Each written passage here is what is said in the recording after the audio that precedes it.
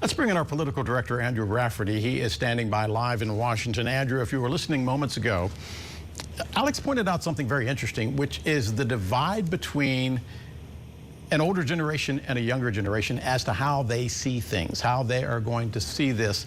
I'm curious now that this is a generation that has lived through the Dobbs decision, it has lived through a pandemic, and now it is looking at a former president of the United States that is under indictment. Many of them growing up only knowing one president before that, and that being Barack Obama, which was a history-making presidency in itself. Your thoughts on the politics of this moment in terms of history? Well, Del, good evening, and it is an interesting question and one that we really don't have a whole lot or really any historical precedent to look at. But if you look at some of the surveys that have been done over the past few weeks, really since Donald Trump first sent that tweet saying that he would be indicted, you will see that a majority of Americans do feel that getting indicted while running for president is a bad thing. It's certainly not something a position that you would want to be in.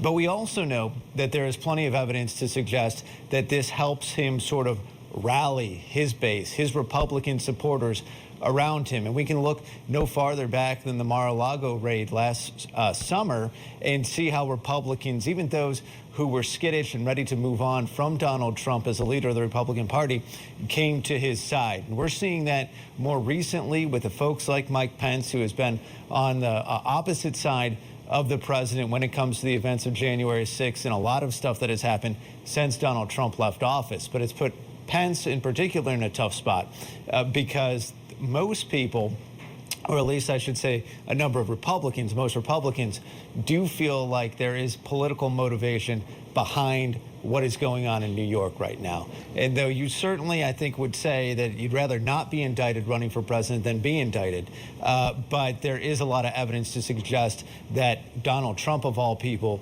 can use this as a way to leverage his support and a way to kind of bolster the claims that really he's been making going all the way back to 2015 when he first announced that he was running for president, that he is somehow being targeted in a way that no other candidate, no other politician has. And so we are about to enter an unprecedented point in American politics, a point where you're going to have someone actively running for president who will be under indictment, who's going to have a mugshot and all of those sort of things that you associate with being arrested. How, if there's anyone who can kind of turn that into a potential advantage, I think it's Donald Trump. And that's why this is going to be such a fascinating story from an elections and political standpoint over the next few months as this campaign continues to play out. Andrew, as you know, in 2016, Donald Trump sucked all the oxygen out of the room. I believe the poll you're talking about is 57% of the American public saying that they do not think being indicted is a good thing. But 75% of Republicans say that they don't have a problem with that. That being said, so many political pundits believe that the man we are seeing on our screen right now will be the Republican nominee, but so many political pundits that I know I have talked to and I know that you have talked to say he may not be able to break the threshold to become the next president of the United States, regardless of who he runs against, because of that baggage. Your thoughts?